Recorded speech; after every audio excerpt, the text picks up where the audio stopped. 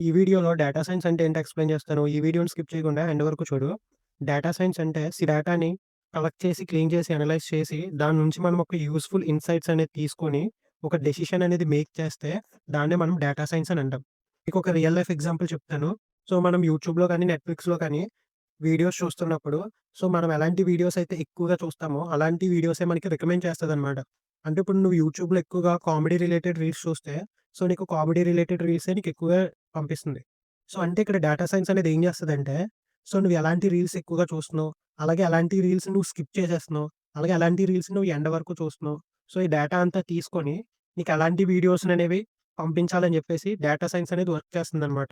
ఈ data science వల్ల main uses ఏంటంటే, ఈ డేటా సైన్స్ యూజ్ చేసుకొని మనం డెసిషన్ అనేది మేక్ చేయొచ్చు. అలాగే ప్రిడిక్షన్స్ అండ్ ఫోర్‌కాస్టింగ్ చేయొచ్చు. అలాగే రికమెండేషన్ సిస్టమ్స్‌ని బిల్డ్ చేయొచ్చు. అలాగే కస్టమర్ బిహేవియర్ అనాలిసిస్, అలాగే ఫ్రాడ్ డిటెక్షన్. మనం ఈ డేటా సైన్స్ యూజ్ చేసుకొనైతే మనకి ఇన్ని యూజ్ కేసెస్ అనేవి ఉన్నాయి. ఈ డేటా సైన్స్ అనేదైతే ప్రస్తుతం చాలా ట్రెండింగ్ అవుతుంది. దీనికి ఇంకొక ఎగ్జాంపుల్ ఏంటంటే మన ఇన్‌స్టాగ్రామ్. ఇన్‌స్టాగ్రామ్‌లో మనం ఎలాంటి రీల్స్ అయితే చూస్తామో అవే మనకి ఎక్కువగా రికమెండ్ చేస్తూ ఉంటది. ఈ డేటా సైన్స్ నేర్చుకుంటే మనం ఈ జాబ్ రోల్స్ అన్నిటిలో కూడా అప్లై చేసుకోవచ్చు.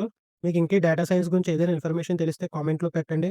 మీకు నా నెక్స్ట్ వీడియోస్‌లో డేటా సైన్స్ నేర్చుకోవడం కోసం best resources and YouTube channels అయితే చెప్తాను. వాడి పేజ్‌ని ఫాలో చేసుకోవడం అస్సలు మర్చిపోకండి.